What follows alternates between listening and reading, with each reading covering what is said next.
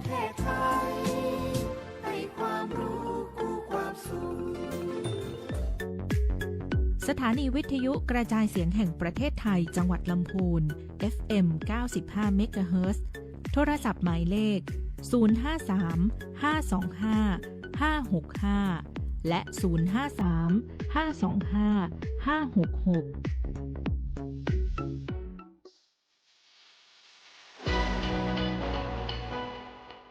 ท่านกำลังให้เกียรติติดตามรับฟังสถานีวิทยุกระจายเสียงแห่งประเทศไทยจังหวัดลำพูนส่งกระจายเสียงด้วยระบบ FM Stereo Multiplex ความถี่ 95 เมกะเฮิรตซ์จากอาคารห้องส่งเลขที่ 113 หมู่ที่ 10 ตำบลบ้านกลางอำเภอเมืองจังหวัดลำพูนวิทยุแห่งประเทศไทยให้ความรู้คู่ความสุข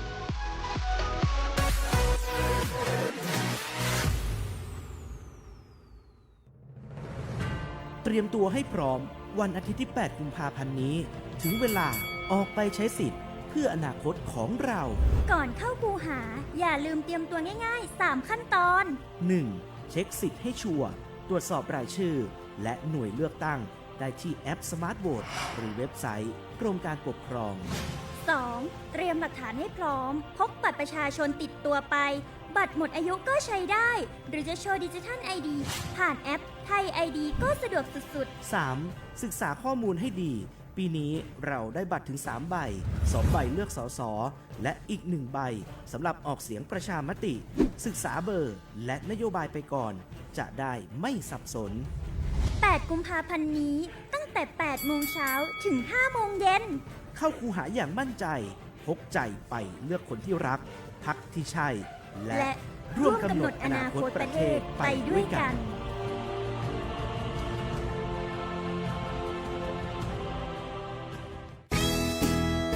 ท่านกำลังฟังสวทลำพูน FM 95 เมกะเฮิรตซ์สำนักประชาสัมพันธ์เขต 3 กรมประชาสัมพันธ์วิทยุแห่งประเทศไทยให้ความรู้คู่ความสุขช่วงนี้ได้ยินคนบ่นกันเยอะเลยนะเรื่องความไม่โปร่งใสเนี่ยใช่แต่รู้ไหมล่ะว่าจริงๆแล้วพวกเราช่วยกันได้นะทำยังไงหรอเดี๋ยวนี้มีช่องทางร้องเรียนที่เข้าถึงง่ายแจ้งเบาะแสได้สะดวกมากอย่างสายด่วนปปช1205อ๋อแบบนี้ทุกคนก็มีส่วนทำให้บ้านเราดีขึ้นได้จริงๆแน่นอนการต่อต้านทุจริตจะสำเร็จได้ก็เพราะคนอย่างเราร่วมมือกันสำนักงานประชาสัมพันธ์ที่ 3 กรมประชาสัมพันธ์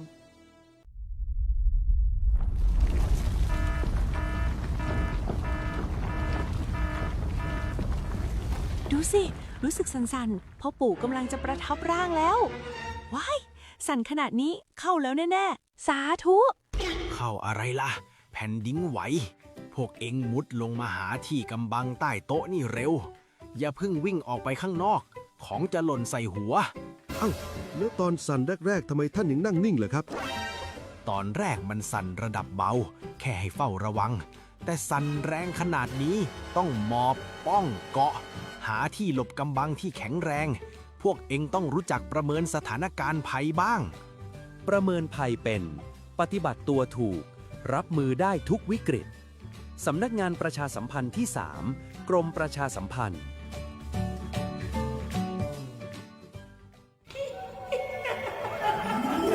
กระจกวิเศษจงบอกข้าเถิดใครงามเลิศในปัทภีก็พระนางน่ะสิราชินีผู้เลอโฉมดูสิตั้งแต่ท่านพาชาวประชางดเผาป่าและขยะในครัวเรือนชาวไร่ชาวนาก็งดเผาตอสั่งข้าวฟางข้าวหันไปไถกลบทำปุ๋ยหมักแปรรูปเป็นอาหารสัตว์หรือเอาไปอัดเป็นก้อนแทนอากาศก็ดีไม่มีฝุ่น PM 2.5 คอยกวนใจหน้าตาท่านก็สดใสผิวพรรณผุดผ่องเป็นที่สุดพะยะค่ะ ต้องแบบนี้สิเจ้าพูดถูกใจข้ายิ่งนักเพราะทุกการเผานั่นคือการสะสมฝุ่นแต่ถ้าทุกคนร่วมใจกันหยุดเผาเราก็จะมีแต่อากาศบริสุทธิ์ไว้หายใจห่างไกลมะเร็งปอดสุขภาพก็ดีมันคือที่สุดแล้ว ราชินีจงเป็นอมตะราชินีจงเป็นอมตะข้าขอบูชาท่านพะยะค่ะเอ้าไปเอาธูปมาแต่ไม่ต้องจุดแล้วนะเดี๋ยวนี้ข้าเปลี่ยนมาใช้ธูปไฟฟ้าแล้ว มันจึ้งมากไม่มีฝุ่นเลย คุณภาพอากาศดีด้วยการร่วมมือของทุกภาคส่วนปรารถนาดีจากสำนักงานประชาสัมพันธ์ที่ 3 กรมประชาสัมพันธ์จังหวัดละปูนร่วมกับสถานีวิทยุกระจายเสียงแห่งประเทศไทยจังหวัดละปูนกรมประชาสัมพันธ์เสนอรายการผู้ว่าราชการจังหวัดละปูนพบประชาชนปะป้อเมืองอู้เรื่องละปูน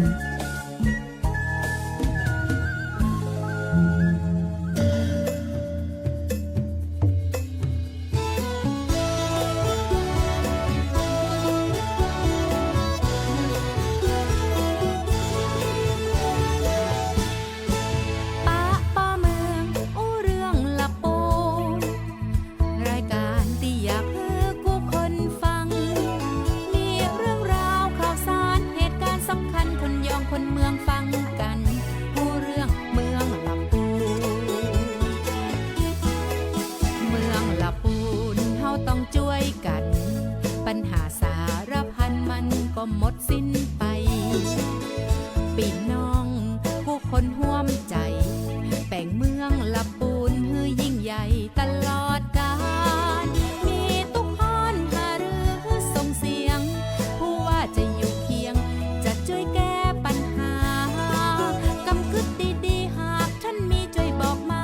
ผ่านรายการนี้นาปะป้อเมืองอู้เรื่องละปูเมืองอู้เรื่องลำปูปะป้อเมืองอู้เรื่องลำปูปะป้อเมืองอู้เรื่องลำปูนะเจ้าสวัสดีครับตอนรับเข้าสู่รายการปะป้อเมืองอู่เรืองละปูนนะครับวันนี้สลับเนาะกับดีเจออยนะครับเป็นดีเจแอร์ธนากรลังกาพินนะครับมาดำเนินรายการในเจ้าวันนี้เนาะวันนี้นะครับก็มีเรื่องราวข่าวสารนะครับตีป้อเมืองละปูนเฮาเนาะนะครับที่อยากจะประชาสัมพันธ์ให้กับพี่น้องเจ้าละปูนแล้วก็พี่น้องปืนตีไก่เคียงเนาะได้รับรู้รับทราบถึงภารกิจของเปิ้นตยแล้วก็มีในเรื่องตีเร่งด่วนโดยเฉพาะช่วงนี้เนาะนะครับขออนุญาตเป็นไทยกลางกันละกันเนาะจะได้สื่อสารกันฮู้เรื่องนะครับช่วงนี้นะครับก็จะเป็นในเรื่องของ PM 2.5 ด้วยนะครับที่หลายจังหวัดเนี่ยเขาก็มีการเริ่มรณรงค์แล้วสิ่งที่หลักๆเลยตอนนี้นะครับท่านผู้ว่าครับก็เป็นในเรื่องของการเลือกตั้งนะครับวันนี้ต้องขอสวัสดีท่านผู้ว่าก่อนนะครับสวัสดีครับสวัสดีครับน้องเอท่านผู้ว่าป้องนะครับสวัสดีพี่น้องประชาชนอีกครั้งครับปิยพงษ์ชูวงศ์ครับผมก็วันนี้นะครับอย่างที่ได้คุยกันไว้มีหลายเรื่องราวเดี๋ยววันนี้ท่านผู้ว่าจะได้มาบอกมากล่าวกันนะครับแต่วันนี้ครับเห็นว่ามีภารกิจหลายพื้นที่ท่านผู้ว่าจะไปที่ไหนบ้างครับก็เดี๋ยวพอจบจากรายการนะครับตอนนี้เราถ่ายทอดสดนะสดครับสด10 นาฬิกานะครับจะมีงานก็เรียกโครงการบำบัดทุกข์บำรุงสุขจังหวัดลำพูนเคลื่อนที่นะครับซึ่งเป็นครั้งที่1ของปีงบประมาณ2569วันนี้ไปที่หน้าสำนักงานเทศบาลตำบลบ้านโฮ่งอำเภอบ้านโฮ่งจังหวัดลำพูนครับก็จะมีหน่วยงานราชการนะครับมีเหล่ากาชาติมีอะไรมีการมอบแว่นตาให้กับผู้สูงอายุนะครับมีการมอบถุงยางชีพโดยเหล่ากาชาติและนอกจากนั้นเนี่ยส่วนราชการเกือบจะทุกส่วนนะครับก็ออกไปพบปะประชาชนมีทุกส่วนให้นึกเอาแล้วกันว่าเกี่ยวกับด้านกระทรวงมหาดไทยที่ดินเขาก็ไปที่ดินจังหวัดไปประปาไฟฟ้าไปตั้งบูธมีปัญหาจะไปพูดคุยกับเจ้าหน้าที่ก็เป็นช่วงเวลาที่ไม่ต้องไปที่สำนักงานไปขอรับคำแนะนำก่อนแต่บางอย่างต้องเรียนอย่างนี้ครับบางอย่างที่ต้องทำนิติกรรมเนี่ยจะต้องไปสำนักงานเช่นสำนักงานที่ดินเนี่ยก็มีกฎหมายที่บัญญัติไว้ว่าการจดทะเบียนต้องทำที่สำนักงานเท่านั้นก็คือข้างนอกไม่ได้อย่างเงี้ยจังหวัดเคลื่อนที่อาจจะทำให้ท่านได้ไม่ถึงที่สุดแต่ไปรับคำแนะนำเบื้องต้นก็จะเป็นประโยชน์เวลาไปสำนักงานที่ดินจริงๆก็เอกสารหลักฐานก็จะได้ไม่ติดขัดนะครับได้รับการแนะนำเบื้องต้นก่อนเป็นต้นนะครับอันนี้ก็จะเป็นเบื้องต้นที่จะมีหน่วยงานราชการ ไปให้บริการที่นู่นเลยทุกหน่วยครับไม่อยากจะยกตัวอย่างเลยนึกถึงหน่วยไหนก็ไปหมด ก็ จั คื หวัด อ เคลื่อน ไม่ว่าจะ ที่ เป็นของกระทรวงไหนก็แล้วแต่อยู่ในงาน พัฒนา หมดเลย สังคมและความมั่นคงของมนุษย์ก็ไปนะครับทางด้านของกระทรวงเรานึกขึ้นกระทรวงเกษตรอย่างเงี้ยก็ไปกันหมดทุกหน่วยเกษตรจังหวัดนะครับเกษตรและสหกรณ์นะครับไม่รู้แหละให้นึกถึงวันประชุมสารกลางว่ามีหน่วยไหนยกไปเกือบทั้งหมดเกือบใช้คำว่าเกือบนะ อันนี้เป็นภารกิจที่ช่วงสายๆนี้นะครับหลังจากที่จบรายการนี้เดี๋ยวกิจกรรมก็จะเริ่มนะครับก็ใครที่อยู่ในพื้นที่ใกล้เคียงนะครับก็สามารถไปใช้บริการกันได้ เรียนให้ทราบนิดนึงว่าจังหวัดเคลื่อนที่เนี่ยเรามีกันทุกเดือนแล้วก็จะครบทุก8อำเภอนะครับผมพูดล่วงหน้าไปก็ได้ว่าในวันที่13กุมภาพันธ์คือครั้งต่อไปเนี่ยจะไปที่โรงเรียนบ้านห้วยไซตำบลห้วยยาบที่อำเภอบ้านทิครับแล้วก็3 4 5 6 7 8เดี๋ยวค่อยมารายงานกันเป็นลำดับไปจะได้อัปเดตกันตลอดเวลานะครับก็เป็นกิจกรรมดีๆนะครับที่ให้บริการพี่น้องประชาชนก็คือยกทุกกระทรวงนะครับหน่วยงานในสังกัดทุกกระทรวงเนี่ยนะครับไปให้บริการพี่น้องประชาชนก็เรียนเชิญนะครับวันนี้ที่อำเภอบ้านโฮงในช่วงสายๆนะครับส่วนในช่วงเย็นๆในช่วงบ่ายวันนี้มีงานบุญนะฮะงานที่เป็นกุศลอยู่2งานก็คืองานสวดพระพุทธมนต์และเจริญจิตภาวนาอุทิศถวายพระราชกุศลแด่สมเด็จพระนางเจ้าสิริกิติ์พระบรมราชินีนาถพระบรมราชชนนีพันปีหลวงที่พระวิหารหลวงวัดพระธาตุหาริพุนชัยซึ่งกิจกรรมนี้เราจะทำขึ้นทุกเดือนทุกวันศุกร์สุดท้ายของเดือนนะครับนี่ก็ตรงกับวันที่30คือวันนี้พอดี 15:30 นาทีนะครับก็ข้าราชการก็ไปทำกันแต่พี่น้องประชาชนมีส่วนร่วมก็ได้นะครับเรามีที่นั่งรอบๆวิหารอยู่แล้วนะครับก็สามารถไปร่วมกันได้และเห็นว่าในช่วงเกือบค่ำๆนะครับจะมีอีกหนึ่งกิจกรรมงานนี้เป็นงานประจำปีเป็นกิจกรรมใหญ่น้องเอรู้จักงานนี้ยังไงเล่าให้ผู้ว่าฟังก็ได้นะเพราะว่าผมก็มาจากที่อื่นเพิ่งมาร่วมครั้งแรกถ้าเกิดว่าสัมผัสเกี่ยวกับกิจกรรมเนี้ยผมก็ไม่เคยไปแต่วัดนี้เนี่ยวัดมหาวันเนี่ยเขาโดดเด่นในเรื่องของพระรอดโดยเฉพาะพระรอดหลวงเนี่ยนานๆทีคนลำพูนจะได้เห็นพระรอดหลวงองค์นี้พิธีวันนี้นะครับจะเป็นก็เรียกพิธีงานไหว้สาสักการะบูชาพระรอดหลวงฉลองสมโภชอารามพร้อมกับถวายเสนาสนะภายในวัดมหาวันและมีการร่วมเดินขบวนแห่พระรอดคุ้มเมืองด้วยนะครับซึ่งผู้ว่าราชการจังหวัดก็จะไปเป็นประธานฝ่ายคฤหัสถ์นะครับในเวลา 17 นาฬิกาครับที่วัดมหาวันก็ตั้งแต่ในช่วง 5 โมงเย็น 17 นาฬิกาไปแล้วอย่าตกใจนะครับผมดูแล้วผมยังคิดว่าโอ้โหงานนี้ไม่ใช่งานธรรมดาเลยเพราะว่าจะมีการรำนะฮะเมื่อกี้แอบเห็นตัวเลขช่างฟ้อนจำนวน 1,000 คนฟ้อนถวายการต้อนรับขบวนพระรอดหลวงอันนี้น่าจะเป็นศรัทธาจากหัววัดต่างๆถ้าเป็นคนเมืองเพื่อก็จะบอกว่าตามหัววัดต่างๆเพื่อก็จะมาจุ่มมาอยู่กันที่นี่ส่วนใหญ่ก็จะเป็นเหมือนตอนงานพระนางจามทีวีก็เหมือนกันครับก็มีศรัทธาพี่น้องประชาชนมาฟ้อนรำถวายเหมือนกันเป็นความงดงามแล้วก็แสดงถึงความเป็นอันหนึ่งอันเดียวกันนะครับของพี่น้องชาวจังหวัดลำพูนครับผมตั้งแต่ 5 โมงเย็นนะครับเชิญร่วมกิจกรรมกันได้เลยนะครับโดยเฉพาะช่วงนี้ครับท่านผู้ว่าครับนอกเหนือจากกิจกรรมที่วันนี้ท่านผู้ว่าจะลงพื้นที่ไปหาพี่น้องประชาชนด้วยมีกิจกรรมที่สำคัญด้วยเนี่ยในช่วงนี้ในเรื่องของสภาพอากาศเหมือนช่วงนี้อากาศอุ่นขึ้นไหมครับอากาศอุ่นขึ้นครับผมแอบดูทุกเช้านะครับแล้วก็ใช้ความรู้สึกด้วยไม่ต้องดูตัวเลขเป็นที่วัดหน้าบ้านไหมครับท่านผู้ว่าส่วนใหญ่กดโทรศัพท์ดูแต่ที่วัดหน้าบ้านน่าจะตรงกว่านะบ้านใครบ้านมันแต่เวลาเราวัดจากโทรศัพท์เนี่ยเขาอาจจะเช็คจากที่เป็นศูนย์กลางก็จะไม่เป๊ะเท่าไหร่ถ้าเราห่างจากศูนย์กลางมากแต่เอาเป็นค่าเฉลี่ยก็แล้วกันนะครับอย่างเมื่อเช้ากดดูก็มันใกล้ๆจะเป็น20องศาแล้วล่ะนะครับอย่างช่วงปีใหม่หนาวๆเนี่ยมัน13-12ในเมืองนะแล้วก็ไปที่ลี้ไปที่อะไรก็น่าจะไล่ๆกันยกเว้นบนยอดดอยนี้อุณหภูมิจะต่ำลงไปอีกแต่ทีนี้ครับก็เตือนความหนาวนิดนึงว่าช่วงนี้มันถึงแม้จะไม่ได้หนาวจัดเหมือนที่ผ่านมาแต่ว่าช่วงวันที่3 ถึง 4 กุมภานะครับก็มีพยากรณ์ว่าอุณหภูมิจะลดลงประมาณ 1-2 องศาก็จะเย็นลงอีกนิดหนึ่งครับก็เตรียมอุปกรณ์กันหนาวกันไว้ด้วยเช้าจะออกไปใส่บาตรไปเดินออกกำลังก็อาจจะต้องเตรียมแจ็คเก็ตบางๆใส่ไว้บ้างนะครับหลายคนบอกว่าช่วงกลางวันนี้เริ่มอากาศร้อนอย่าเพิ่งเก็บแจ็คเก็ตนะครับอย่าเพิ่งเก็บลงกล่องครับ ดูแลสุขภาพด้วย ใช่ วันนี้ มา ดี มา เจ ให้ ออย ดีเจออยมีอาการหวัดเล็กน้อยนะครับ ใช่ ที่หายไปวันนี้ ใช่ จริงๆอยู่ที่หน้าห้องส่งนี่แหละ แต่ว่ากลัวว่าเกรงใจผมบ้างกลัวผมจะติด กลัว หวั จะ ด ติดหวัดไป ครับ ด้วย แต่จริงๆเมื่อกี้ฟังเสียงก็ยังคุยได้อยู่นะครับ ได้อยู่บอกเสียงเป็นเสียงแบบภาษาเนี่ยเขาบอกเสียงเซ็กซี่มากเลยเสียงเป็นหวัดเล็กๆ เสียงแหบๆนะครับเหมือนร้องเพลงหมอลำนะ ก็ดื่มน้ำเยอะๆนะครับ ครับ ดื่มน้ำเยอะๆถ้ารู้สึกไม่ดีไปพบแพทย์นะครับเตือนกันไว้ก่อนนะครับ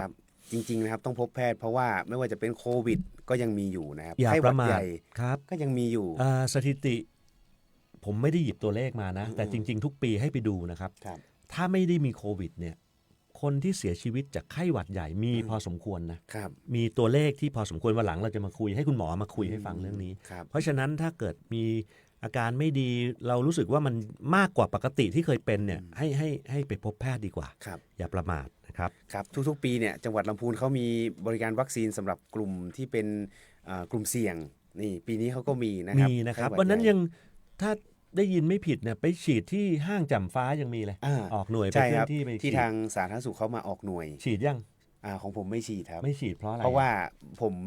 ผมเป็นหวัดก่อนที่จะเข้าช่วงฤดูนี้แหละ า แล้วก็ยังไม่เป็นอีกเลยครับ แต่จะให้ นถึงตอนนี้ ความรู้แบบที่หมอบอกผม ครั นะ บ ไอ้วัคซีนที่ว่าเนี่ยมันไม่ใช่วัคซีนแก้หวัดนะเขาเรียกวัคซีนไข้หวัดใหญ่ เพราะฉะนั้นเมื่อฉีดแล้วทำไมยังเป็นหวัดมันไม่ได้แก้หวัด แต่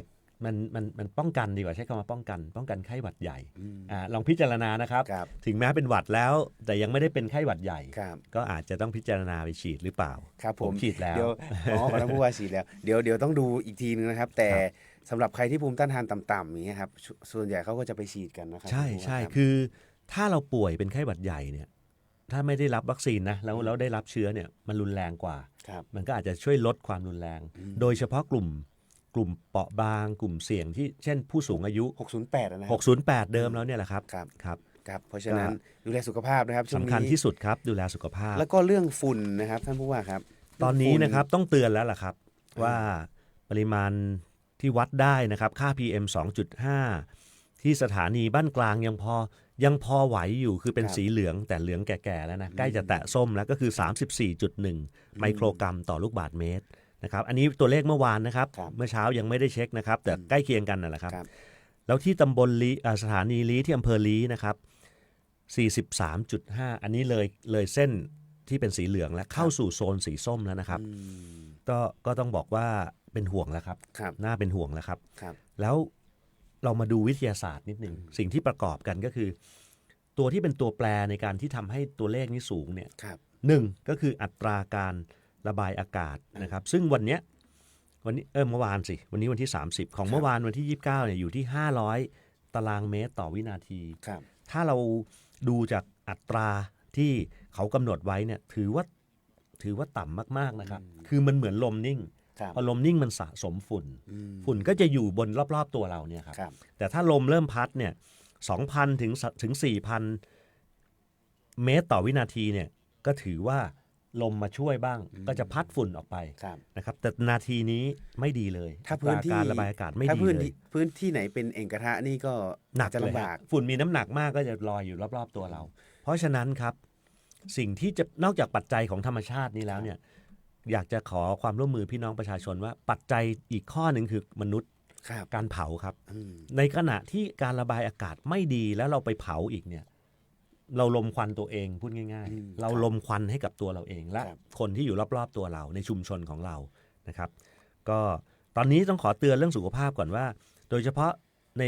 บริเวณอำเภอลี้เนี่ยนะฮะใกล้เคียงเนี่ยออกจากบ้านก็ใส่หน้ากากป้องกันได้แล้วนะครับแล้วก็งดทำกิจกรรมในที่โล่งนะครับแล้วก็หากมีอาการผิดสังเกตเช่นไอหายใจลำบากระคายเคืองตาก็พบแพทย์นะครับอันนี้ก็เป็นในเรื่องของฝุ่น PM 2.5 ส่วนในเมืองที่ยังไม่ถึง 37.5 เนี่ยก็ไม่ควรใช้เวลากลางแจ้งมากแล้วก็ต้องลดเวลาการทำกิจกรรมกลางแจ้งลงโดยเฉพาะช่วงเช้าช่วงค่ำๆนะครับน่าเสียดายนะครับอากาศมันกดอากาศเย็นๆเนี่ยจริงๆเราอยากจะให้ใช้เวลากับกลางแจ้งมาสูดอากาศแต่ตอนนี้ไม่ได้เอื้อมากเดินมั่งอะไรนี่ครับท่านผู้ว่าครับแต่ในช่วงเช้าเนี่ยนะครับถ้าเกิดว่าใครติดตามเว็บไซต์ของทางกรมควบคุมมลพิษนะครับมันก็จะมีบอกหมดเลยว่า ค่าฝุ่นมีเท่าไหร่แต่ช่วงเช้าๆเนี่ยตัวเลขมันค่อนข้างที่จะสูงขึ้นนิดนึงก็ตามหลักวิทยาศาสตร์ว่ามีความกดอากาศโดยเฉพาะฤดูหนาวแบบนี้นะครับก็อาจจะต้องงดเว้นการออกกำลังกายนิดนึงโดยเฉพาะช่วงตอนเย็นก็เหมือนกันแต่ใช้คำนี้ดีกว่างดเว้นการออกกำลังกายในที่โล่งแหมเดี๋ยวจะไม่ออกกำลังกายเลย ผมก็เป็นห่วงสุขภาพความจริงเราออกกำลังกายง่ายๆได้ที่บ้านนะครับผมก็เหมือนกันบางทีเราเวทเทรนนิ่งเบาๆที่บ้านก็ได้นะครับแต่ปีนี้เนี่ยเห็นว่าในเรื่องของการรณรงค์ป้องกันฝุ่นนะครับเพราะว่ามีเขาบอกว่า365วันเนี่ยมันมีกฎหมายที่คอยดูแลเกี่ยวกับในเรื่องของฝุ่นอยู่เยอะแยะไปหมดจริงๆแล้วกฎหมายเนี่ยเขาบังคับใช้365วันนะไม่ได้เฉพาะวันที่ผู้ว่าลงนามในประกาศห้ามเผาหลายคนชอบคิดว่าอย่างนั้นครับไม่ใช่ต้องขอทำความเข้าใจเลยก็คือเผาได้อยู่อันนี้ขอทำความเข้าใจอย่างนี้ครับว่าจริงๆแล้วเนี่ยกฎหมายหลายฉบับทำหน้าที่อยู่แล้วผมยกตัวอย่างอาจจะพูดไม่หมดทุกฉบับนะครับพื้นที่ชุมชนเนี่ยมีพระราชบัญญัติการสาธารณสุขนะครับคือเป็นการเผาที่อาจจะก่อให้เกิดเหตุรำคาญหรือเป็นอันตรายต่อสุขภาพเนี่ยมีโทษจำคุกไม่เกิน3เดือนปรับไม่เกิน 25,000 บาท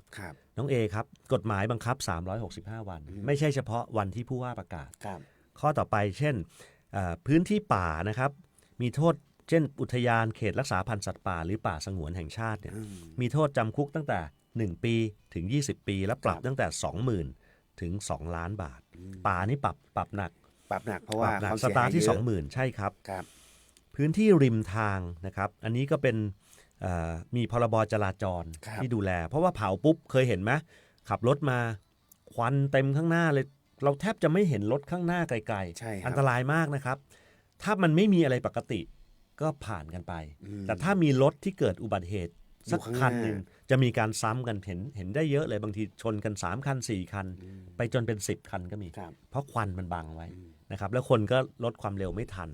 อย่างเงี้ยเพราะนั้นการเผาริมทางเนี่ยโอ้โหนอกจากจะสร้างมลภาวะที่เป็นพิษแล้วยังสร้างอุบัติเหตุอย่างที่เล่าให้ฟังนี่นะครับก็มีโทษครับตามพระราชบัญญัติการจราจรทางบกนะครับอย่างปีที่แล้วเนี่ยนะครับทางด้านตำรวจภูธรเขาบอกว่าเจอใครเผาข้างทางที่ไหนให้ไปถ่ายคลิปมาเลยเป็นหลักฐานแจ้ง191ได้เลยนะครับได้เลยคืออย่างนี้ครับพอลงนามประกาศเนี่ยเพื่ออะไรครับ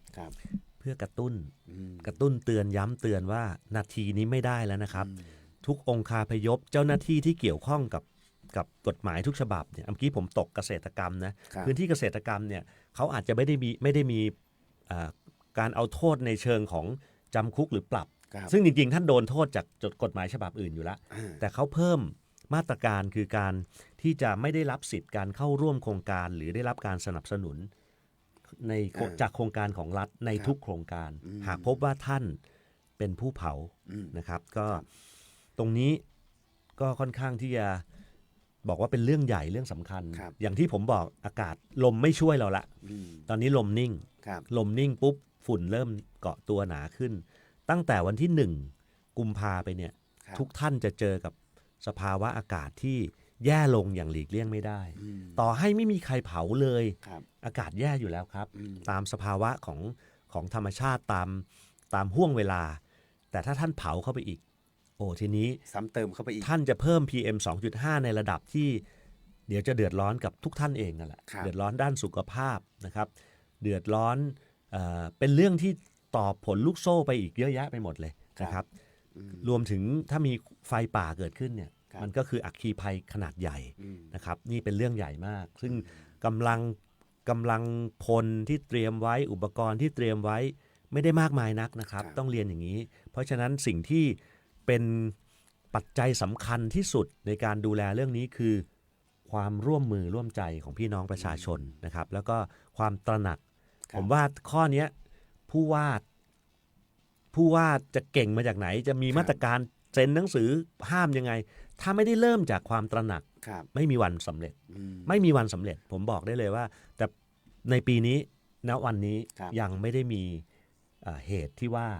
คือฮอตสปอตยังไม่ได้โชว์มาว่าขึ้นสูงใดๆนะครับผมนับแต่วันนี้เนี่ย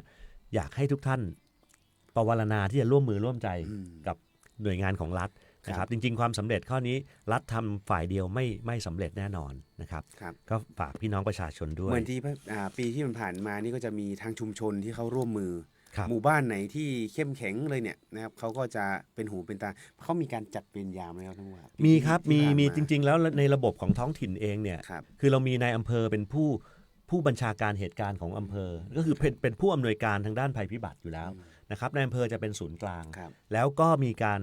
นำเสนออยู่แล้วว่าให้จัดตั้งหน่วยเรามีชื่อหลายชื่อเรียกนะบางคนก็เรียกหน่วยเคลื่อนที่เร็วบางคนก็เรียกหน่วยดูแลหมอกควันไฟป่า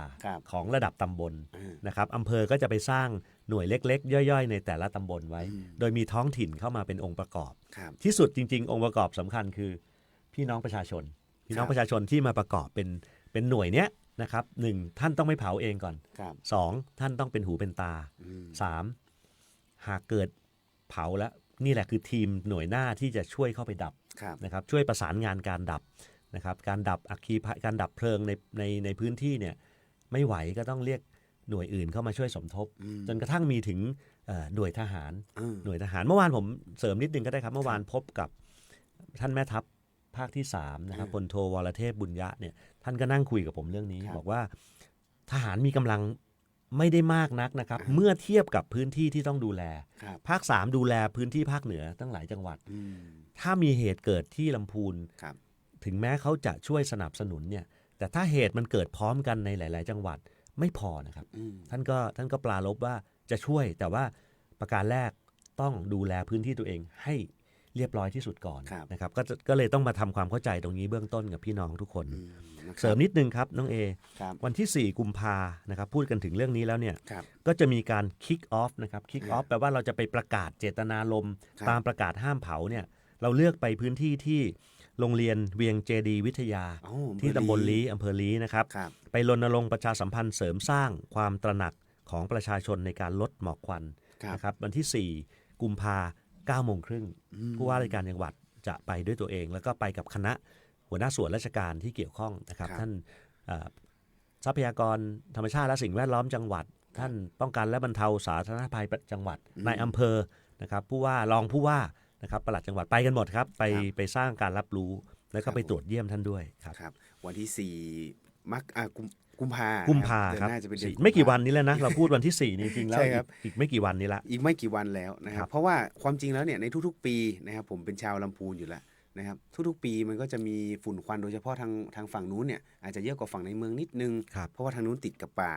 เพราะฉะนั้นแล้วเหมือนที่ท่านผู้ว่าบอกครับจุดเริ่มต้นนะครับในเรื่องของการป้องกันมันเริ่มต้นได้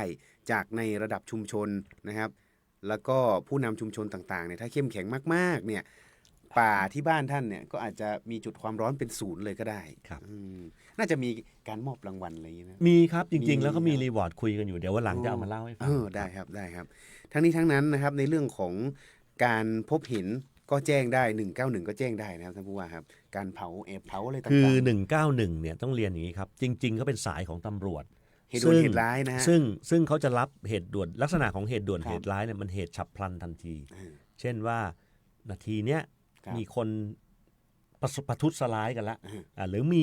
อัคคีภัยเกิดขึ้นมันเป็นเรื่องที่ต้องต่อสายกันทันทีแต่ว่าในห่วงเวลานี้ครับเราเนื่องจากว่าเรามีสายอื่นเยอะแยะไปหมดนะครับข้อมูลเราเตรียมไว้ให้ท่านเผยแพร่ทางสาธารณะก็เยอะนะครับอำเภอทุกอำเภอมีเบอร์หมดแล้วก็มีของแขวงทางหลวงด้วยศูนย์บัญชาการเหตุการณ์จังหวัดก็มีนะครับตำรวจภูธรก็191เนี่ยเป็นหลักอยู่แล้วแล้วก็มีของอุทยาน1362แขวงทางหลวง1586ตรงนี้เดี๋ยวเราจะเผยแพร่ไปใน LINE แล้วก็ไปในสื่อใน Facebook ในอะไรเรามีแปะไว้อยู่แล้วนะครับแต่ว่า191เนี่ยมันจำง่ายนึกอะไรไม่ออกก็191กดได้ท่านก็พิจารณาแล้วกันครับว่าอันไหนที่ถ้า191ขอเป็นเร่งด่วนนิดนึง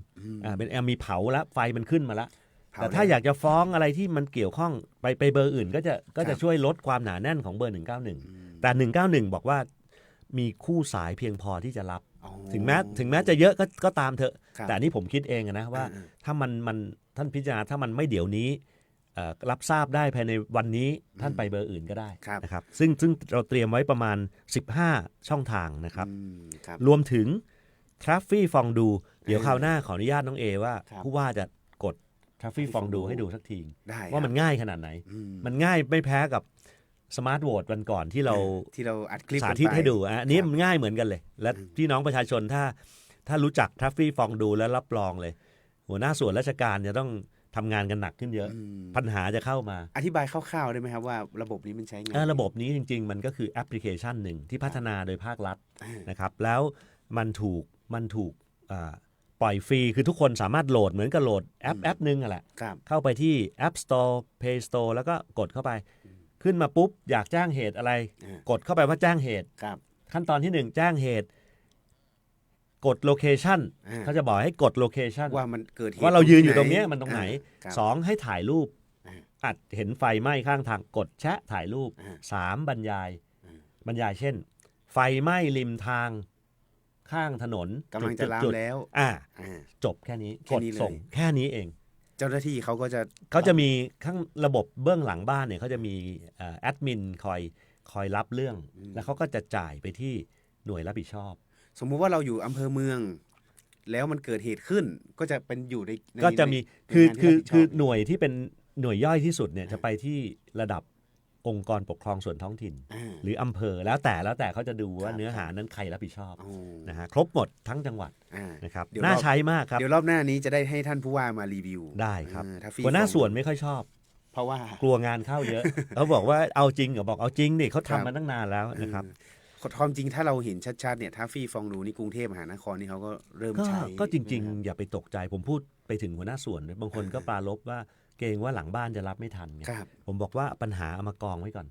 อันไหนแก้ได้ทันทีนั่นคือแก้ประชาชนเดือดร้อนแก้ไปเลยอันไหนแก้ไม่ได้เอามากองไว้อีกตะกร้าหนึ่งขาดอะไรขาดงบ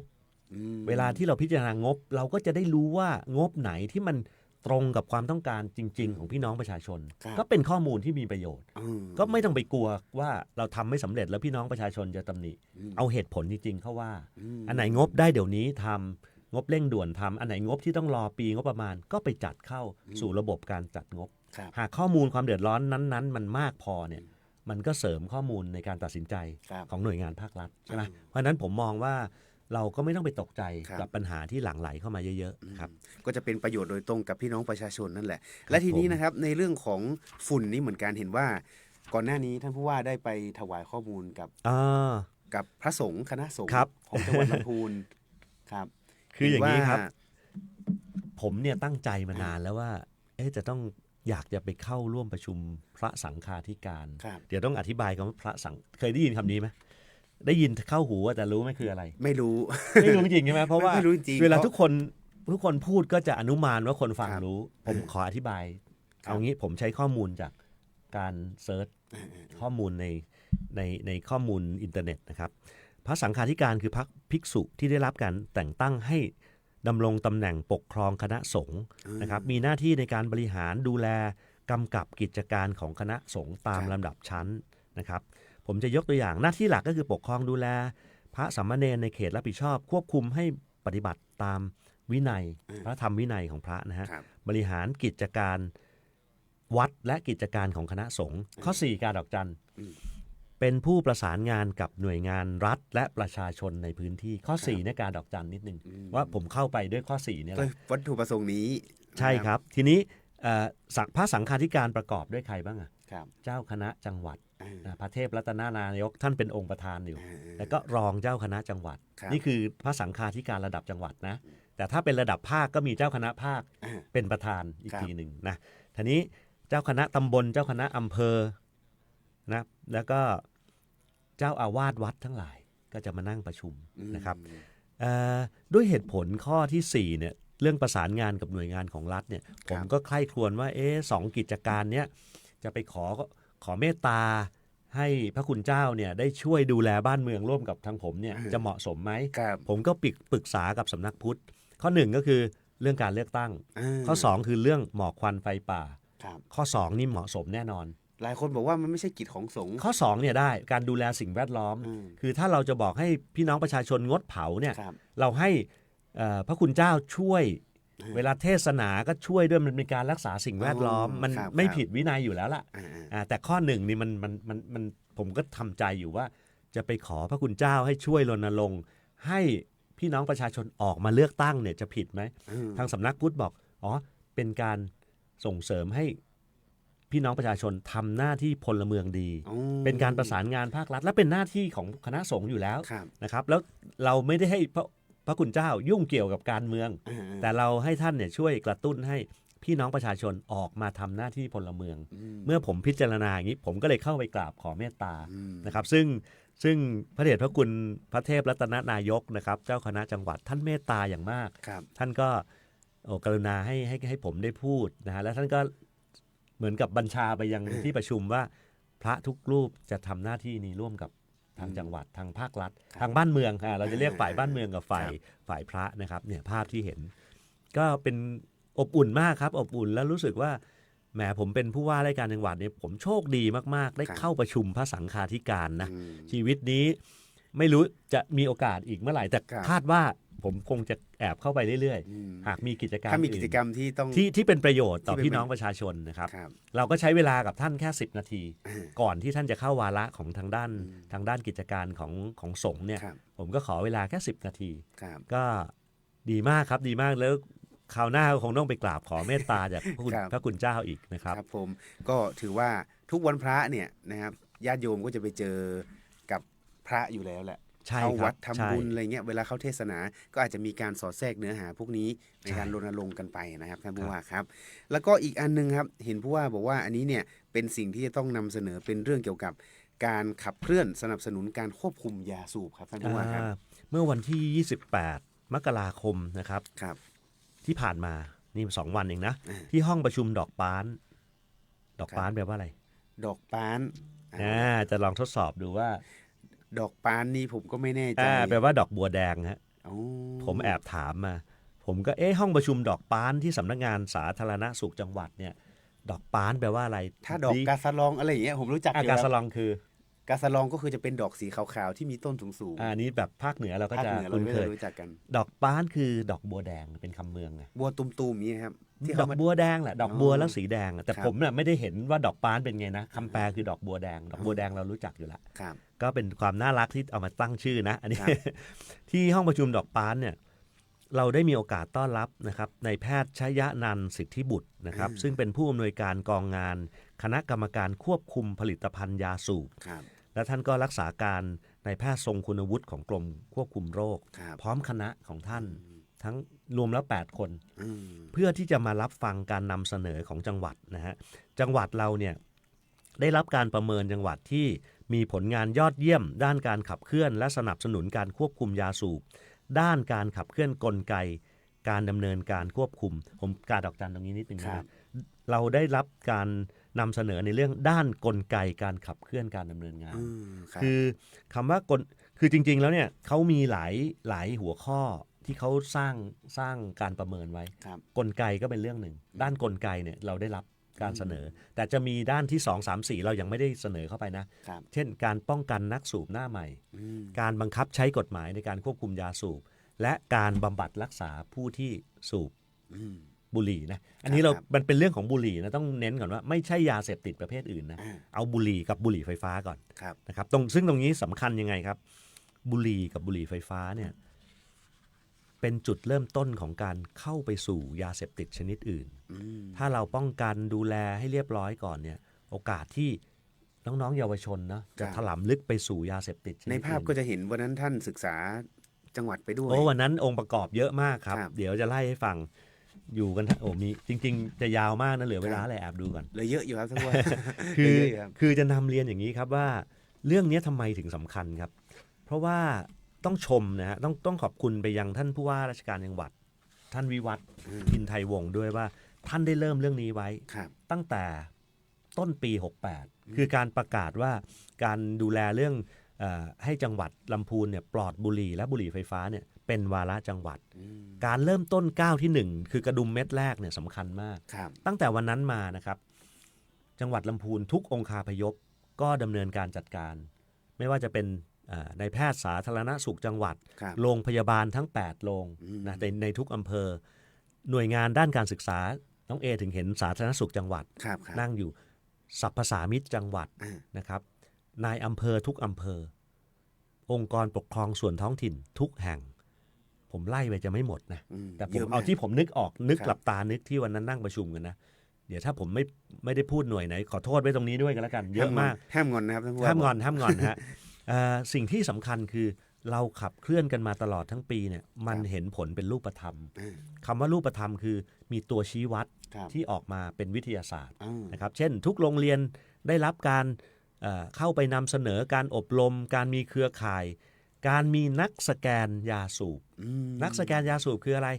คือเขาสร้างเครือข่ายว่าเด็กนักเรียนเห็นเรื่องไม่ชอบมาพากลเกี่ยวกับยาสูบเนี่ยสแกนกดเข้ามาในแอปพลิเคชันได้เลยก็จะมีการรับเรื่องนี้นะเพราะนั้นสมัยก่อนนี้เราต้องไปฟ้องครูครับตอนนี้คือฟ้องครูเดี๋ยวเพื่อนโกรธอีก ไม่ต้องกลัวแล้วทีนี้ส่งสแกนมาเรามีนักสแกนหน้าใหม่เนี่ยเขาเรียกนักสแกนหน้าใหม่นะ 5,000 กว่าคนมีเฉพาะในลำพูนนี่เฉพาะในลำพูนฮะซึ่งเป็นตัวเลขที่สูงมากนะครับแล้วการมีเครือข่ายแบบเนี้ยมันหมายความว่าอะไรน้องเอหมายความว่าเหมือนกับอย่างนี้ยกตัวอย่างนี้ผมเนี่ยผู้ว่าเนี่ยชอบนะเวลาเห็นเด็กนักเรียนมาเก็บขยะเนี่ยมันเกิดอะไรขึ้นรู้ไหมมันสร้างสำนึกให้เด็กที่ก้มลงเก็บขยะเนี่ยต้องไม่เป็นผู้ทิ้งผมคิดว่าข้อนี้คือความสำเร็จเบื้องต้นบางคนบอกเอาเด็กนักเรียนมาเก็บขยะมันจะได้ผลอะไรได้ผลครับลองดูผมเนี่ยเป็นคนหนึ่งที่สมัยป.2 ป.3 เนี่ยครูเอามาเก็บขยะของผมนี่มีเวรประจำวันตอนเช้านะครับที่ต้องมาเก็บขยะตามสถานที่ต่างๆเขาจะแบ่งมุมป.1 ป.2 ป.3 ป.4 เขาจะแบ่งแต่ละมุมทั้งโรงเรียนแล้วร่วมกันทำอย่างแรกเลยตัวของเวรเป็นไงก็ต้องเก็บก่อนแล้วเราจะทิ้งไหมล่ะเราเก็บอ่ะเราไม่ทิ้งแล้วผู้ใหญ่ที่ทิ้งจะอายไหมเด็กมาเก็บอ่ะมันมีผลกระทบหลายอย่างใช่ไหมไอ้คำว่านักสแกนหน้าใหม่นี่ก็เหมือนกันนะผมว่ามันได้ผลตรงไหนรู้ไหม5,000 กว่าคนเนี่ยผมเชื่อว่าเขามุ่งมั่นแล้วล่ะว่าเขาจะไม่ยุ่งเกี่ยวเราได้แนวร่วมที่มาเป็นฐานละและหนำซ้ำเพื่อนที่อาจจะเผลอไผพวกนี้จะคอยดึงมีกิจกรรมรองรับ To be number one ก็เป็นส่วนหนึ่งนะครับ To be number one ก็มาเป็นกิจกรรมที่ทำให้น้องๆได้แสดงความสามารถได้ใช้พลังงานที่เหลืออยู่เนี่ยออกมาให้เป็นประโยชน์กับตัวเองและสังคมนะครับอย่างเนี้ยแล้วมันน่าปลื้มใจวันนั้นเรานำเสนอเนี่ยคณะกรรมการก็เรียนตามตรงนะคณะกรรมการชื่นชมเราจนพวกเราเนี่ยแอบฝันแล้วแหละว่าจะลอยขึ้นไปแล้วนะครับเราน่าจะมีสิทธิ์ได้รับรางวัลแต่ผลยังไม่ประกาศผมไม่อยากพูดอะไรมากคือการที่เรานำเสนอจนถึงจุดนี้เนี่ยผมเชื่อว่าคือความสำเร็จสำหรับความเป็นผู้ว่าราชการจังหวัดนะการได้รับรางวัลพระราชทานในวันงดสูบบุหรี่โลกคือวันที่เท่าไหร่31 พฤษภาเนาะไม่แน่ใจครับ31ใช่ป่ะใครทราบมั้ย31 พฤษภาถ้าจำไม่ผิดเปิดดูหน่อยไหมเดี๋ยวผิดครับก็ทุกปีเนี่ยเขาก็จะมีการรณรงค์แหมวันที่ผมว่า31นะน่าจะเป็นท่านผู้ว่าจำได้แม่นมากเลยน่าจะเป็นวันที่ประกาศเลิกเผาพอดีนะเอาเป็นว่าวันงดสูบบุหรี่โลกเนี่ยถ้าเราได้รางวัลเนี่ยจะต้องไปรับพระราชทานรางวัลนี้ท่านผู้ว่าไปเองใช่ไหมครับวันนี้คืออย่างเผื่อไว้ก่อนเผื่อไว้ก่อนคืออย่างนี้ครับกรรมการถามผมไม่อยากจะเล่าเลยแหมเดี๋ยวเป็นการที่เอากรรมการก็ถามระหว่างทานข้าวกลางวันถ้าสมมติจังหวัดได้รับรางวัลท่านผู้ว่าไปเองไหมครับผมก็ยกมือไหว้ท่านประธานนะครับท่านนายแพทย์ชัยนันท์ผมก็เรียนท่านว่าวันนี้มาพรีเซนต์ผมยังมาเองเลยครับวันเข้ารับพระราชทานรางวัลผมต้องไปเองแน่นอน 100% อยู่แล้วครับแต่ท่านส่งสัญญาณเล็กน้อยนะว่าเราทำคะแนนได้ดีนะครับตกลงคอนเฟิร์มนะฮะ31 พฤษภาคือวันค้นหาข้อมูลผู้ว่าเป๊ะมากเลยครับ30 พฤษภาคมมันจะตรงกับวันที่เรางดเผาพอดีประกาศวันสุดท้ายที่หยุดที่เป็นสิ้นสุดของการประกาศงดเผาโดยเด็ดขาดแต่ไม่ใช่1 มิถุนาเผาได้ต่อนะมันก็ไม่ได้หมายความอย่างนั้นใช่ปีที่แล้วเนี่ยจุความร้อนมันลดลงมันส่งเขาเรียกว่ามันมีฝนลงมาด้วยนะครับปีนี้เนี่ยเราก็ต้องดูกันต่อว่ามันจะมีฝนมาช่วยด้วยผมไม่ได้เชื่อในชัยชนะของตัวเองนะผมไม่ได้เก่งมาจากไหนเลยนะทุกคนบอกว่าทุกคนทำนายว่าปีนี้ฮอตสปอตจะสูงถ้าเราไม่ทำอะไรเพราะมันสะสมเชื้อเพลิงจากปีที่แล้วมันมีระบบวงจรมันแล้วผมก็ทำใจแล้วล่ะว่าถ้าผมจะพ่ายแพ้กับตัวเลขฮอตสปอตที่สูงขึ้นแต่ผมต้องทำทุกวิถีทางบอกกล่าวถ้าผมทำทุกวิถีทางแล้วทำไม่สำเร็จผมยอมรับความพ่ายแพ้แต่นาทีเนี้ยสงครามยังไม่นับหนึ่งวันที่1 กุมภาพันธ์ที่องคาพยพของจังหวัดจะเข้าไปช่วยกันดูแลร่วมกันกับทุกท่านนะครับก็เรื่องวันงดสูบบุหรี่โลกที่เราจะไม่ได้รับรางวัลหรือไม่ผมคงจะนำมารายงานในรายการป้าเมืองเป็นระยะนะครับแต่ความสำเร็จเบื้องต้นแม้จะยังไม่ทราบว่าได้ที่1อย่างเป็นทางการต้องรอประกาศผลอย่างเป็นทางการชัยชนะของพวกเราคือการที่เยาวชนร่วมกันรณรงค์กับภาครัฐ ในการที่จะไม่เข้าไปยุ่งเกี่ยวกับบุหรี่และบุหรี่ไฟฟ้านะครับ อันนี้ก็ถือว่าเป็นความสำเร็จแล้วนะครับแต่เราไปลุ้นอีกทีหนึ่งว่าเราเนี่ยนะครับจะได้รางวัลแบบชนะขาดลอยไปเลยหรือเปล่าอันนี้ก็ต้องไปติดตามกันอีกทีนึงเดี๋ยวท่านผู้ว่าจะได้มาเล่าให้ฟัง แต่ผมเตรียมชุดปกติขาวเอาไว้เบื้องต้นแล้วล่ะ มันรู้ปลายทางว่าจะเป็นยังไงนะครับท่านผู้ว่าครับทีนี้ครับใกล้ที่จะเลือกตั้งโดยเฉพาะวันที่1ครับท่านผู้ว่าก็ขอรณรงค์ผ่านรายการอีกครั้งหนึ่งซึ่งผมจะทำไปเรื่อยๆจนถึงวันที่7นั่นแหละฮะวันที่1เป็นการเลือกตั้งล่วงหน้าครับเป็นการเลือกตั้งล่วงหน้าซึ่งท่านอย่าตกใจถ้าท่านเห็น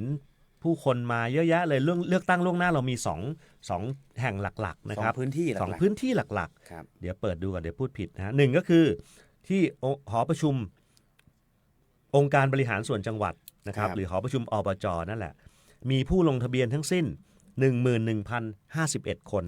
มีหน่วยเลือกตั้ง22หน่วยไอ้คำว่า22หน่วยมันอยู่ในรั้วเดียวกันนะก็คือรวมในนั้นเลยถูกต้องเพราะฉะนั้นเนี่ยผมเป็นห่วงเรื่องการจราจรพอสมควรแล้วก็อยากจะบอกกล่าวอย่างนี้ครับว่าท่านที่ไม่ได้ลงทะเบียนก่อนวันที่5มกราเนี่ยไม่เกี่ยวกับท่านนะพวกเลือกตั้งล่วงหน้านี่เขาลงทะเบียนกันไว้แล้วให้เข้าใจตรงนี้ก่อนนะฮะเห็นเขาเลือกตั้งล่วงหน้าเดี๋ยวเผื่อวันที่8ไม่ว่าไปด้วยไม่เกี่ยวกับท่านแล้วไม่เกี่ยวเอาเฉพาะ 11,051 คนที่เขตเลือกตั้งที่1แล้วเขตเลือกตั้งที่2ที่หอประชุมโรงเรียนทีละการบ้านโฮ่งอำเภอบ้านโฮ่งเนี่ยก็มีอีก890คนมี2หน่วยนะครับอันนี้เลือกตั้งล่วงหน้าอันนี้เป็นนอกเขตคืออะไรคือคนที่เลือกพวกนี้เขาไม่ได้เลือกสสของเราเขาเลือกของคน ของบ้านเขาของบ้านเขาแปลว่าเมื่อเลือกตั้งเสร็จจะมีการปิดผนึกนะครับซิลไม่มีการรั่วไหลเลยส่งไปยังปลายทางนู่นก็คือกลับไปที่จังหวัดของในวันเดียวกันอาจจะมีคนเลือกที่ยกตัวอย่างเล่นๆนะอาจจะเลือกที่สงขลาก็ได้แต่เลือกสสของลำพูนไอ้ซองเนี่ยมันจะถูกส่งมาที่ลำพูนแล้วมานับคะแนนพร้อมกันในวันที่8เมื่อเราเปิดหีบจากการเลือกตั้งในวันปกติหลัง15หลัง 17 นาฬิกาในวันที่8จะนับพร้อมกันนี่หลักการเป็นอย่างนี้แต่สิ่งที่อยากจะบอกก็คือ 11,051 คนที่อบจเนี่ยอย่ามารวมกันเร็วๆตอน8โมง9โมงเลยทยอยให้มันทั้งวันก็คือปกตินี่หลายคนปีที่ผ่านมาก็จะประชาสัมพันธ์บอกว่ามากันช่วงเช้ามันจะสะดวกความไม่เลยครับทยอยมาก ลัวว่าจะมาแน่นช่วงเช้ามาจะได้จนถึง5โมงเย็นครับท่านมาตอนกระจายกันดีกว่าแล้วตรงนั้นเนี่ยเราก็จะมีจุดจอดรถเนาะมีจุดจอดรถที่ไหนเดี๋ยวข้อมูลจุดจอดรถเนี่ยนะครับถ้าไปที่อบจ.ลำพูนเนี่ยก็จะมีลานกว้างๆให้จอดอยู่จะบอกว่างี้ของอบจ.ลำพูนเนี่ยนี่ไม่ได้เขียนข้อมูลมาให้แต่ว่าผมจำได้อย่างนี้อบจ.ลำพูนเอาไม่อยู่นะ10,000 กว่าคันในหรืออาจจะทยอยก็ตามก็ยังหนาแน่นเขาก็เลยให้จอดที่2ที่ครับจำที่จัดงานฤดูหนาวได้ไหมบ้านแม่สารป่าแดดพื้นที่เอกชนตรงนั้น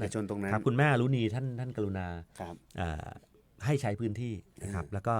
จัดเป็นที่จอดแล้วก็อาจจะมีรถรับส่งท่านหรือเดินข้ามมาก็ว่าไปแล้วอีกที่หนึ่งก็ที่หมูอินเตอร์ตรงข้ามอบจ.เลยใช่ครับตรงเนี้ยแต่ก็จะมีการข้ามถนนอะไรเนี่ยก็ให้ทางตำรวจช่วยดูแลอีกทางหนึ่งละให้ข้ามถนนกันอย่างปลอดภัยนะครับก็ทยอยกันครับการเลือกตั้งล่วงหน้าก็ประมาณนี้นะครับแต่วันสำคัญที่คนทั้งจังหวัดจะออกมาเนี่ยที่เหลืออยู่ที่ไม่ได้เลือกตั้งล่วงหน้าเนี่ยก็จะคือวันที่8กุมภาพันธ์ไม่ยกนิ้วดิคนเดี๋ยวเขาจะบอกว่าใบหวยหรือเปล่าหรือผมยกมือแล้วกันวันที่8กุมภาพันธ์ตั้งแต่8 นาฬิกาจนถึง17 นาฬิกาอันนี้ท่านเตรียมตัวไปตามหน่วยเลือกตั้งที่ท่านได้รับข้อมูลไม่ว่าจะเป็นทางไปรษณีย์หรือทางสมาร์ทโหวตวันนั้นทำให้ดูละผมก็แอบดูทางสมาร์ทโหวตสะดวกมากครับสะดวกมากแล้วเชิญคือของสมาร์ทโหวตเนี่ยเหมือนที่ท่านผู้ว่าได้บอกเช็คสิทธิ์เนี่ยง่ายมากวันนั้นท่านผู้ว่าเช็คแป๊บเดียวได้เห็นชื่อเห็นใช้คือเช็คให้คนอื่นก็ได้นะครับเราลงในแอปของเราเนี่ยสมมุติว่าคุณพ่อคุณแม่ไม่ได้เล่นมือถือเนี่ยน้องๆลูกหลานหรือพี่ๆวัยทำงานลงเนี่ยเช็คให้ใครก็ได้ครับเพียงแต่ป้อนเลข13หลักของบัตรประจำตัวประชาชนเนี่ยก็จะบอกของคนนั้นเราดูของใครก็ได้ถ้าเรารู้เลข13หลักนะฮะแล้วก็บวกไปอีกว่าถ้าวันที่8มีเหตุให้ไม่ได้ไปใช้สิทธิ์เนี่ยก็สามารถชี้แจงเหตุผลผ่านสมาร์ทโหวตได้นะครับเหตุผลเขาจะมีให้เลือกครับเขาจะมี 5-6 ข้อผมลองไปเล่นดูละตอนนี้ยังเข้าไปไม่ได้เพราะว่าเขาให้แจ้ง 7 วันก่อนวันเลือกตั้งก็คือวันที่1 ถึง 7เริ่มเข้าไปแจ้งเหตุผลไม่ไปเลือกตั้งได้ตั้งแต่1 ถึง 7และหลังวันเลือกตั้งอีก7 วันก็คือวันที่8วันที่9ถึงวันที่15นะครับมี2ช่วงแต่ณวันนี้สามารถแจ้งเหตุผลที่ไม่ไปใช้สิทธิ์ออกเสียงประชามติได้แล้วลองไปกดดูนะครับก็จะมีอยู่ 5-6 เหตุผลเช่นอยู่ไกลเกินกว่าที่เลือกตั้งเกิน100 กิโลยกตัวอย่างติดภารกิจสำคัญก็มีเขาจะเขียนให้เราติ๊กอันนี้เป็นเหตุผลที่เขามีลิสต์ให้เราไม่ต้องไปนั่งนึกหรอกว่าเขามีให้เราติ๊กเลยนะครับว่าเราเหตุผลเราคืออะไรเราแจ้งปุ๊บเราก็จะได้ไม่ถูกตัดสิทธิ์ของเราเช่นตัดสิทธิ์อะไรบ้างครับท่านผู้ว่าผมจำได้ข้อเดียวที่จำแม่นๆเลยท่านจะลงสมัครรับเลือกตั้งก็ไม่ได้คราวหน้าทุกอย่างเลยหากมีการอะไรที่เกี่ยวข้องกับการลงสมัครรับเลือกตั้งเนี่ยไม่ได้ตั้งแต่เทศบาลอะไรต่างๆมาเลยแต่สิทธิ์ย่อยๆเนี่ยเช่นการเข้าชื่อต่างๆเนี่ยไม่มีสิทธิ์ละสิทธิ์การเป็นพลเมืองท่านลดลงล่ะพูดง่ายๆเขาให้สิทธิ์ท่านมาเขาก็ตัดท่าน2 ปีอ่ะถ้าท่านไม่ไปเลือกตั้งนี่จึงเป็นเหตุที่ผมไปขอเมตตาจากคณะสงฆ์ในการประชุมพระสังฆาธิการว่าช่วยให้พี่น้องประชาชนเป็นพลเมืองดีทีเพราะเขาจะตัดสิทธิ์บางอย่างด้วยนะครับแล้วก็ข้อนี้สำคัญการที่เราเป็นแชมป์มาแล้ว15 สมัยนะครับครั้งต่อไปเนี่ยวันที่8 กุมภาพันธ์ 69เนี่ยจะเป็นสมัยที่16หรือไม่อยู่ที่ท่านนะครับอยู่ที่พี่น้องประชาชนทุกคนจะออกไปร่วมกันแล้ว8 อำเภอเนี่ยในอำเภอทุกท่านเนี่ยได้รับการท้าทายจากผมเรียบร้อยแล้วผู้ว่าราชการจังหวัดผมก็บอกว่าให้ในอำเภอทุกคนแข่งกับใครครับแข่งกับใครครับให้ทายว่าแข่งกับใครแข่งกับประชาชนนะแข่งกันเองแข่งกับตัวเองหมายถึงว่าแต่ละอำเภอเนี่ยคืออำเภอลี้ไม่ได้แข่งกับอำเภอแม่ทาอำเภอลี้ไม่ได้แข่งกับทุ่งหัวช้างเพราะอะไรเพราะแต่ละแห่งเนี่ยแต้มต่อไม่เท่ากันนะบางคนมีประชากรน้อยบางคนสะดวกให้แข่งกับตัวเองสถิติปีที่แล้วยืนพื้นไว้ใครทำให้เปอร์เซ็นต์การเลือกตั้งสูงเนี่ยถือว่าชนะตัวเองลำพูนมี 100% ด้วยนะครับมีไหมมีครับมันเป็นเป็นโซนที่เป็นโซนใช่ไหมที่ผู้มีสิทธิ์เลือกตั้งเนี่ยมีน้อยแต่อำเภอทั้งอำเภอไม่น่าถึง100เพราะอำเภอดูแล้วตัวเลขยังไม่เกิน90อาจจะมีบางโซนบางโซนถ้าท่านได้100เยอะๆเนี่ยมันเป็นตัวเลขดึงค่าเฉลี่ยของอำเภอแล้วนะครับก็สับไปยังนายอำเภอก็คงจะต้องไปกำชับเอากับกำนันพ่อหลวงพ่อกำนันให้เอาคนแต่ไม่ใช่เอาคนไปใช้สิทธิ์แล้วไปบอกให้เลือกเบอร์ไหนนะไม่ได้นะไม่ใช่นะครับไม่ใช่หน้าที่ของพวกเรานะครับเรามีหน้าที่รณรงค์ให้ออกไปใช้สิทธิ์เท่านั้นนะครับส่วนท่านใดจะรักใครชอบใครเลือกคนที่รักเลือกพรรคที่ชอบนี่เป็นเรื่องส่วนตัวของท่านนะครับหลายคนอาจจะศึกษาข้อมูลไปแล้วก็เตรียมตัวให้พร้อมต้องเตรียมเอกสารไปด้วยนะครับวันนั้นก็คือเอกสารยืนยันตัวตนบัตรประจำตัวประชาชนเนี่ยเป็นพื้นฐานเลยหรือบัตรอื่นใดที่ทางราชการออกให้เช่นบัตรใบขับขี่ได้ไหมได้ครับแล้วพาสปอร์ตก็ได้นะครับได้หมดหรือถ้าไม่มีบัตรเลยเนี่ยใช้แอปพลิเคชันก็ได้ใครทันสมัยหน่อยก็ไปลงไทยดีไปซะของกระทรวงมหาดไทยนะฮะของกรมการปกครองกระทรวงมหาดไทยอยู่ว่างๆเอาบัตรประชาชนมาวางไว้แล้วก็ทำขั้นตอนการลงไทยดีให้เรียบร้อยมันก็จะติดอยู่ในเครื่องเราเนี่ยนะครับพอไทยดีอยู่ในเครื่องเกิดอะไรขึ้นครับวันใดวันหนึ่งเราลืมบัตรประชาชนถือไปแต่สนามบินก็ใช้ได้นี่ไงถือไปแต่โทรศัพท์เนี่ยจะไปขึ้นเครื่องบินขึ้นเครื่องบินได้โดยแสดงไทยดีแค่นี้ก็คุ้มแล้วครับนะครับแต่เรื่องหนึ่งที่ต้องบอกว่ายังไม่ได้คือทางธนาคารนะอันนี้เขาบอกว่ายังไม่ถึงแต่อย่างอื่นในชีวิตประจำวันเนี่ยง่ายเกือบหมดละไปเลือกตั้งก็ได้ไปขึ้นเครื่องบินอย่างเดียวนี่ผมรีบลงเลยเพราะว่าเคยมีคนในคณะในอดีตเนี่ยมาถึงสนามบินแล้วไม่ได้พกบัตรประชาชนมาตกเครื่องบินทันทีครับเครื่องบินไม่ให้บินนะครับอันนี้เป็นเรื่องสำคัญทางการบินเพราะนั้นไทยดีได้รับการยอมรับจากการบินแล้วเนี่ยถือว่าเป็นเรื่องที่สะดวกสบายก็ลงไว้เลยนะครับทั้งสมาร์ทโหวตทั้งไทยดีมี2แอปนี้ไว้ในโทรศัพท์เพราะทุกท่านไม่ค่อยลืมโทรศัพท์ท่านลืมบัตรได้ท่านไม่ค่อยลืมโทรศัพท์นี่ลืมอยู่ที่บ้านต้องรีบกลับไปเอานะท่านมีโทรศัพท์ท่านก็มี ATM แล้วด้วยเพราะอะไรท่านสามารถกดเงินโดยไม่ต้องพกบัตร ATM แล้วสแกนจ่ายคือมันเป็นกระเป๋าเงินให้ท่านแล้วเนี่ยบางทีบัตรเครดิตเดี๋ยวนี้ในแอปบัตรเครดิตก็สแกนจ่ายก็ได้เหมือนกันเพราะฉะนั้นใส่บัตรประชาชนไทยดีเข้าไปอีกอันนึงครับเพื่อให้จะครอบคลุมในทุกมิตินะครับแล้วก็อีกเรื่องนึงครับท่านผู้ว่าครับช่วงสุดท้ายพรุ่งนี้จะเป็น วันครบรอบ100 วันอ๋อครับพรุ่งนี้เป็นวันสำคัญอีกครั้งหนึ่งนะครับที่ครบรอบ100 วันแห่งการเสด็จสวรรคตนะครับเราเรียกเป็นภาษาบาลีว่าครบสตมวานสอเสือต่อเต่ามอม้านะต้องดูตัวสะกดนิดนึงเพราะว่าจะคล้องกับสัตตมวานตอนกี่วันเนาะตอนนั้น15 วันหรืออะไรมี15-30สัตว์มันชื่อมันจะตอน100 วันเนี่ยคือสัตตมวานนะครับก็มีการทำกิจกรรมที่สำคัญก็คือการมีพิธีบำเพ็ญกุศลนะครับซึ่งจัดขึ้นที่หอประชุมจังหวัดลำพูนสารกลางจังหวัดหลังใหม่นะครับเราได้เชิญพี่น้องประชาชนมาร่วมด้วยน่าจะเกินกว่า 1,000 คนแล้วก็ส่วนราชการต่างๆก็เข้าร่วมพิธีจะมีขั้นตอนเหมือนกับตอน7 วัน15 วัน50 วันเลยเหมือนกันเป็นการบำเพ็ญกุศลและมีการฟังเทศน์จากพระคุณเจ้าด้วยนะครับก็เป็นอีกครั้งหนึ่งที่พวกเราจะได้ร่วมกันแสดงอาลัยและก็ร่วมรำลึกถึงพระมหากรุณาธิคุณที่พระองค์ท่านได้มีต่อพี่น้องประชาชนชาวไทยนะครับในวันดังกล่าวนี้มีจุดรถรับส่งด้วยนะครับท่านผู้ว่าครับก็มีจุดรถรับส่งเวลา 16 นาฬิกานะครับจุดที่ 1 จากสารกลางจังหวัดหลังเก่ามายังสถานที่จัดงานคือสารกลางหลังใหม่นะครับแล้วก็จุดที่2รถจะรับจากลานอนุสาวรีย์พระนางจามเทวีนะครับครับผมก็เชิญชวนนะครับในวันพรุ่งนี้นะครับในวันพรุ่งนี้31 มกราคม 2569นะครับการแต่งกายนะครับข้าราชการพลเรือนพนักงานรัฐวิสาหกิจเครื่องแบบปกติขาวไว้ทุกไม่สวมหมวกนะไม่ต้องเอาหมวกมาเราอยู่ในที่ร่มนะฮะข้าราชการทหารตำรวจปกติขาวไว้ทุกพร้อมกระบี่ถุงมือนะครับเอกชนนักเรียนนักศึกษาก็ใส่ชุดเครื่องแบบของหน่วยงานแบบไว้ทุกนะครับหรือชุดไทยอมรินทร์โทนสีดำพี่น้องประชาชนสวมชุดสุภาพไว้ทุกครับครับผมนี่นะครับก็เชิญชวนนะครับในวันพรุ่งนี้ในช่วงเย็นๆนะครับ